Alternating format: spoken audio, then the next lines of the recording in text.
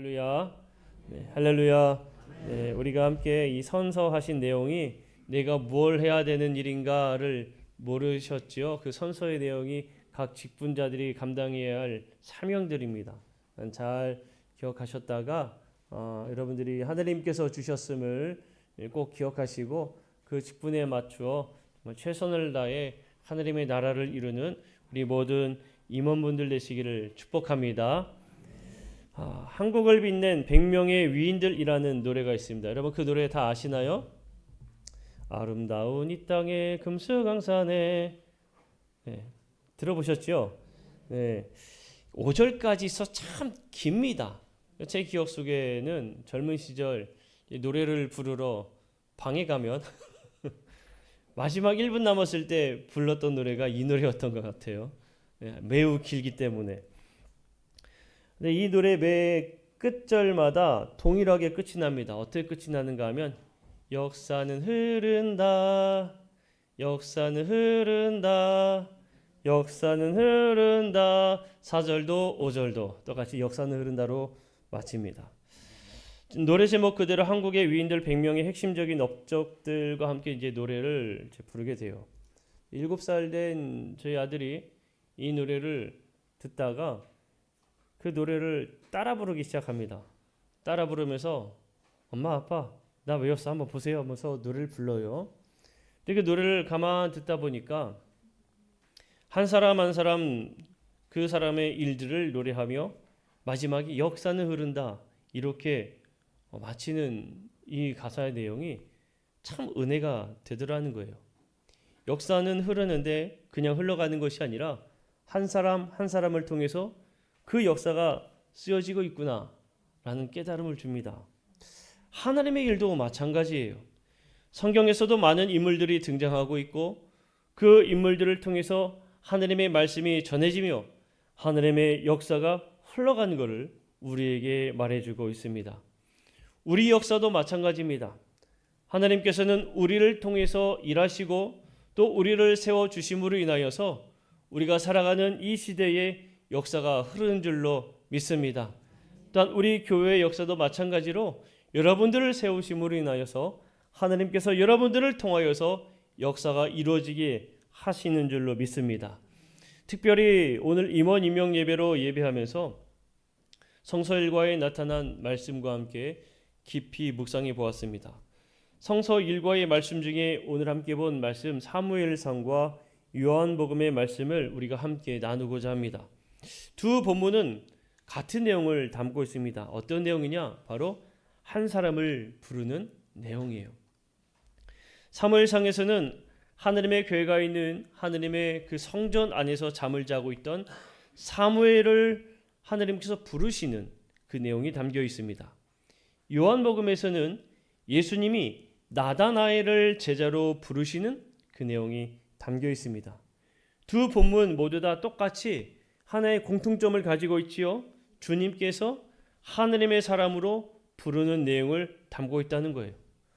사무엘상에서는 하나님이 사무엘을 부르시는 내용이, 요한복음에서는 예수님이 나다나엘을 부르시는 내용이 담겨 있습니다. 모두 부르심의 내용을 담고 있는 겁니다. 사랑하는 성도 여러분, 임원뿐만 아니라 여러분 우리 모두는 하나님께서 부르심을 받은 사람들임을 먼저 꼭 기억하시고 또 믿으시기를 간절히 축복합니다. 오늘 말씀들을 가만 읽어보면 부름을 받은 사무엘과 나다나엘이 있던 장소에 공통된 점이 발견됩니다. 그것은 바로 말씀이 있는 곳이라는 거예요. 말씀이 있는 곳. 자, 이거를 통해 우리가 첫 번째 우리가 꼭 기억합시다. 말씀을 늘 가까이 하시기 바랍니다. 말씀을 늘 가까이 하시기를 간절히 축복합니다. 아멘. 네, 아멘 이왕할 거면 크게 하십시다. 사무엘상의 내용을 먼저 우리 함께 살펴보겠습니다. 당시 사무엘의 이 어린 시절은 어느 시대냐? 사사시대예요. 사사들은 하나님의 말씀을 통해서 이 사사들이 하나님의 뜻대로 이스라엘 백성들을 다스렸던 시대이거든요. 그런데 이 시대는 점점 악해져 갔습니다. 그래서 그런지 우리가 함께 읽었던 사무엘상 3장에 보게 되면 이 세 번역으로 제가 읽어드릴게요. 주님께서 말씀을 해주시는 일이 드물었고 환상도 자주 나타나지 않았다. 이렇게 번역하고 있어요. 그러니까 하나님의 음성이 잘 들리지 않았다는 거죠. 왜인가 하면 그 세대가 계속적으로 악해져 갔기 때문에, 또한 그 음성을 들어야 할 선지자들도 악해져 갔기 때문에 하나님의 음성을 잘 듣지 못했다는 겁니다. 일례로 우리가 창세기부터 이 말씀을 쭉 읽어나가 보다 보면 출애굽했던 모세와 아론의 시대만 보아도 하나님께서 모세에게 계속 말씀하시는 것을 들을 수가 있고, 지금 새벽에 우리가 함께 나누고 있는 여호수아만 보아도 하나님께서 여호수아에게 말씀하시는 것들을 우리가 보게 됩니다. 창세기에서도 수없이 하나님의 사람들에게 말씀하시는 내용들을 보게 돼요. 그런데 이 이스라엘 백성들이 하나님이 약속하신 가나안 땅에 정착하면서부터 그들의 삶이 조금씩 하나님으로부터 멀어지는 악해져가는 삶을 살기 시작하며 그들의 삶이 편해지면서 하나님을 떠나기 시작한 겁니다. 그래서 하나님의 말씀이 듣기가 참 어려워졌다는 거예요. 심지어는 사무엘상 2장에 보게 되면, 사무엘상 이 말씀에 또 보게 되면 우리가 읽은 3장 2절에서 뭐라고 성경이 기록하느냐, 엘리의 눈이 점점 어두워져 갔다라고 표현을 합니다. 엘리의 눈이 점점 어두워져 갔다. 엘리는 제사장입니다. 하나님의 말씀을 듣고 이스라엘 백성들에게 전해 주어야 하고, 이스라엘 백성들의 죄를 위해 함께 하나님 앞에 예배해야 할 제사를 드려야 할 이 제사장의 눈이 어두워졌다라고 얘기하는 거예요. 자, 어떻게 보면 이 엘리 제사장이 연로하여서 그의 눈이 어두워진 것이 아닐까라는 생각을 할 수 있지만, 성경에서 눈이 어두워져 갔다라는 표현을 쓸 때에는 영적인 의미가 담겨 있습니다. 그 영적인 의미가 무엇이냐? 엘리 제사장의 영적인 상태가 계속적으로 어두워져 갔다라는 것을 말해주고 있습니다. 그래서 이 엘리 제사장이 하나님의 은혜로 총명하게 깨어있지 못하여서 엘리 제사장이 그 사람의 한 사람의 마음의 아픔과 고통까지도 제대로 발견하지 못하는 그 모습을 성경에서는 기록하고 있다는 거예요. 예를 들어서 한나가 하나님 앞에 진실되게 간구하며 기도하는데 엘리 제사장의 영적인 상태가 떨어졌기 때문에 한나가 기도하는 것을 오히려 술에 취하여 헛소리를 한다라고 볼 정도로 그 영적인 상태가 매우 떨어졌다는 것을 우리가 알 수가 있다는 거예요. 그런데 반면에 사무엘의 이야기를 설명할 때에는 상당히 다른 모습으로 이야기해 줍니다. 사무엘은 하나님의 등불이 아직 환하게 밝혀져 있을 때, 사무엘이 있던 자리는 또한 하나님의 궤가 있는 하나님의 성전이었음을 말해주고 있습니다. 엘리 제사장은 눈이 어두워져 갔다, 어둠의 이야기를 하고 있다면, 사무엘의 이야기는 하나님의 등불이 아직 밝혀져 있을 때라는 밝은 시점과 함께 그가 누웠던 자리가 하나님의 궤가 있는, 하나님의 말씀이 있는 성전임을 언급하고 있다는 점에서 매우 큰 차이점을 보여주고 있다는 거예요. 하나님의 궤가 있는 곳이 어디입니까? 하나님의 궤는 하나님의 말씀을 상징합니다. 하나님의 음성이 있는 곳을 상징하는 거예요. 사무엘은 그가 잠을 청한 곳이 하나님의 말씀이 있는 곳, 하나님의 그 말씀이 있는 곳이라 얘기하는 겁니다. 자신의 잠자리는 여러분 어떤 곳을 대표하고 있습니까? 잠자리는 평안한 곳을 대표합니다. 여러분 불편한 곳에서 잠을 청하진 않지요. 잠자리만 편해도 잠을 잘 이루지 못하는 분들도 계실 겁니다. 왜냐하면 잠자리는 나에게 있어서 정말 편한 자리여야 돼요. 그런데 이 사무엘이 지금 어디에서 잠을 청하느냐? 하나님의 말씀이 있는 곳, 그곳에서 잠을 청하고 있다는 겁니다. 그러니 사무엘은 내가 가장 평안을 얻는 곳이 어디냐? 하나님의 말씀이 있는 곳이라, 그것을 말해주고 있는 겁니다. 이 이야기는 사무엘은 늘 하나님의 말씀을 사모했다는 것을 우리에게 말해주고 있습니다. 자, 그럼 요한복음의 말씀을 한번 살펴볼까요? 빌립이 주님을 먼저 만납니다. 그리고 이 빌립이 나다나엘에게, 야 나다나엘아, 우리가 성경에 보았던 그 선지자를 내가 만났는데 나사렛 예수다 라는 소개를 해요. 그런데 이 나다나엘이 빌립의 소개를 듣고 콧방귀를 낍니다. 뭐라고 이야기하는가 하면, 야 나사렛에서 무슨 선한 것이 나겠냐 라고 이야기를 해요.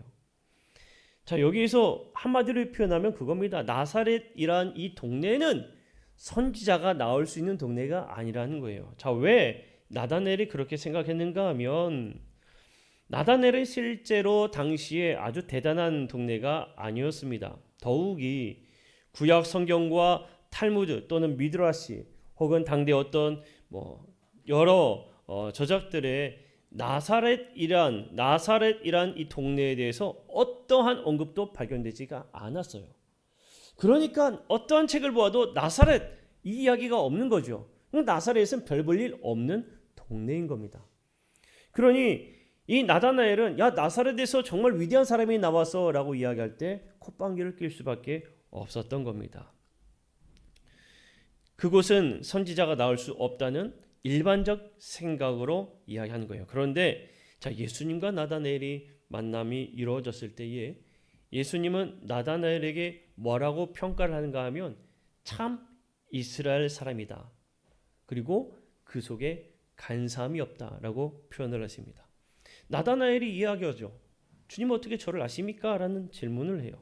그때 예수님이 빌립이 너를 부르기 전에 네가 무화과 나무 아래에 있는 것을 내가 보았다라는 말씀을 하십니다. 자, 이 무화과 나무 아래에 있다는 예수님의 이 말씀이 나다나엘이 그 말씀을 듣고 예수님을 따르기로 결심하고 고백하거든요. 그러면 도대체 이 무화과 나무 아래는 어떤 장소였기에 나다나엘이 그런 고백을 할 수가 있었느냐 하는 겁니다. 성경학자들에 의하면 당시 이스라엘 큰 도시에서는 성경을 공부하려고 모이는 회당이 있었지만 이런 회당이 꼭 다 있는 곳은 아니었어요. 그러다 보니 시골 같은 곳에는 주로 이 무화과 나무 아래에 모여서 성경을 공부하거나 토론하곤 했습니다. 또 각 가정에서도 아주 이제 가난한 집의 경우에 마당에 심기운 무화과 나무 아래는 혼자 조용히 쉴 수 있는 아주 최적의 공간이 되었습니다. 그래서 이 무화과 나무 아래는 어떤 곳이었는가 하면 자신만의 혼자 말씀을 보고 말씀을 묵상하고 기도하는 장소, 그 장소가 바로 무화과 나무 아래인 겁니다. 또한 이 무화과 나무 아래는 나만의 비밀된 장소가 되기도 했어요. 나만의 장소에서 하느님의 말씀을 묵상하며 하느님의 은혜를 경험하는 곳, 그곳이 무화과 나무 아래인 겁니다. 그러니 나다나엘이 나만의 장소인 그곳에서 하느님의 말씀을 읽고 있을 때에 그 누구도 몰라야 할 장소에 예수님께서는 바로 나다나엘에게 네가 하느님의 말씀을 가까이 하는 것을 내가 보았고 네가 하느님의 말씀을 사모하는 모습을 내가 보았기에 너는 참 이스라엘 사람이며 그 안에 하느님의 말씀을 사모하는 자로 거짓이 없는 사람이라는 평을 내릴 수가 있는 겁니다. 이 이야기를 들은 나다나엘이 바로 예수님의 말씀에 순종할 수밖에 없었다는 거예요. 이 모든 본문 속에서 여러분 우리에게 말해주는 것이 모두가 다 어떤 곳입니까? 하느님의 말씀이 있는 곳입니다. 사랑하는 성도 여러분, 이 말씀은 하느님의 말씀이 있는 그곳에 있는 사람들을 세우신다는 이야기도 되지만 또한 다른 편으로는 우리가 하느님의 말씀을 가까이 해야 한다는 것을 말해주고 있기도 합니다. 사랑하는 성도 여러분, 여러분들은 앞으로 하느님의 말씀에 더 가까이 하는 삶을 사시기를 간절히 축복합니다. 하나님께서 여러분들을 부르셔서 귀하게 역사를 이루기 위해 하느님께서는 세우셨음을 여러분들이 기억하고 하느님의 말씀을 더 가까이 하는 그런 삶이 되시기를 주님의 이름으로 간절히 축복합니다. 자, 두 번째로 조금 짧게 이야기를 나눕시다. 두 번째, 우리는 무지개의 삶이 되어야 합니다. 무지개의 삶. 자, 무지개의 삶이 뭐냐? 무지개는 참 아름답죠. 성경에서 말하는 무지개는 뭡니까? 하느님의 약속이에요.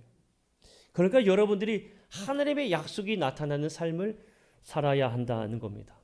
여러분들의 삶이 하느님의 약속이 나타나는 삶이 되어야 합니다. 여러분들의 삶을 통하여서 예수 그리스도의 모습이 나타나야 하고 여러분들의 삶을 통하여서 하느님의 말씀이 나타나야 한다는 말씀을 드리는 거예요. 마야 안젤루라는 시인이 이런 이야기를 했습니다. 누군가 먹구름 속에 있다면 그 사람의 무지개가 되어주세요. 여러분, 여러분들이 무지개가 된다면 다른 누군가 먹구름이 들어 있을 때에 무지개된 여러분들이 그들에게 희망이 되어주고 무지개된 여러분들이 하느님의 말씀을 전해주는 그런 복된 삶이 되시기를 간절히 축복합니다. 하나님께서는 우리를 부르셔서 우리가 변화된 삶을 살기를 간절히 원하십니다. 하나님의 사람으로 우리는 변화된 삶을 살아야 한다는 겁니다.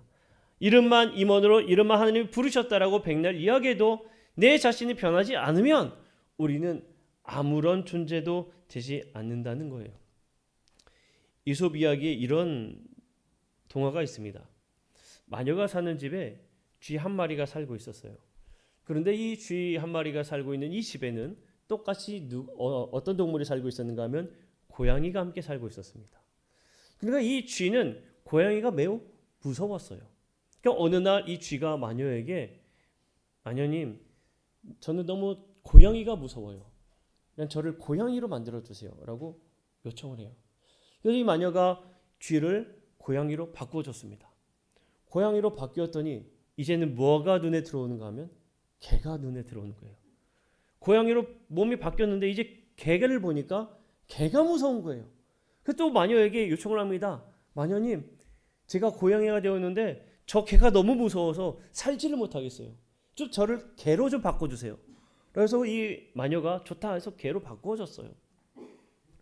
개로 바뀌었더니 이번에는 뭐가 무서운가 하면 어디서 사자를 봤나 봐요. 그러니까 사자가 너무 무서워서 이제 살지 못하겠다는 거예요. 마녀에게 또 요청합니다. 마녀님, 내가 개가 됐는데 저 사자를 보니까 도저히 무서워서 못 살겠습니다. 그러니까 나를 사자로 바꿔주세요. 그때 마녀가 뭐라고 이야기하는가 하면 네가 원해서 고양이로 바꾸어주고 개로 바꾸어줬는데 네가 또 사자로 바뀐다 할지라도 네 마음속은 여전히 쥐로 살고 있기 때문에 아무런 의미가 없구나. 너는 다시 그냥 쥐로 살아라. 그래서 다시 그냥 쥐로 변하여 살게 됐다는 겁니다. 사랑하는 성도 여러분, 하나님께서는 우리를 하나님의 사람으로 부르셔서 하나님의 역사를 이루도록 우리를 세워주셨습니다. 그렇다면 우리는 하나님의 사람으로 변화되어 살아야 될 줄로 믿습니다. 무지개 된 삶, 하나님의 언약이 나타나고 하나님의 사랑이 나타나고 하나님의 복음이 나타나는 정말 하나님의 말씀을 가까이 하는 그런 삶이 되시기를 간절히 소망합니다. 사랑하는 성도 여러분, 하나님께서 지금도 하나님의 일을 이루시며 그 역사를 주관하십니다. 성도 여러분, 하나님께서 그 역사를 이루시기 위해 여러분들을 부르셨습니다. 그리고 여러분을 귀하게 사용하시기를 하나님은 원하십니다. 그 부름에 합당한 삶을 사시기를 간절히 축복합니다. 말씀에 가까이 하시기를 간절히 축복합니다. 늘 하나님의 말씀을 사모하며 묵상하고 삶의 한 부분으로 삼고 살아가시기를 간절히 축복합니다. 또한 하나님의 부르심에 맞게 또한 무지개와 같은 삶을 살아가시기를 간절히 축복합니다. 그러므로 여러분들의 삶이 하나님의 역사를 이루는 그런 복된 삶이 되시기를 주님의 이름으로 간절히 축복합니다. 기도하겠습니다. 우리 함께 찬양하고 좀 기도하는 시간을 가질까요? 우리 주님 말씀하시면 우리 함께 찬양하면서 우리 말씀을 기억하고 우리 잠깐 또 기도하는 시간을 갖도록 하길 원합니다. 우리 함께 찬양으로 먼저 고백하도록 하겠습니다.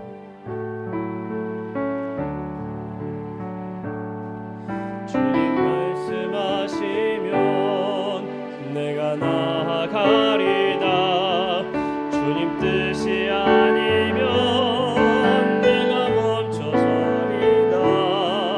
나의 가고 서는 곳 주님 뜻에 있으니 주님 나를 이끄소서. 주님 말씀하시면 내가 나아가리다. 주님 뜻이 아니면 내가 멈춰서리다. 나의 가고 서는 곳 주님 뜻에 있으니 오 주님 나를 이끄소서. 뜻하신 그곳에 나 있게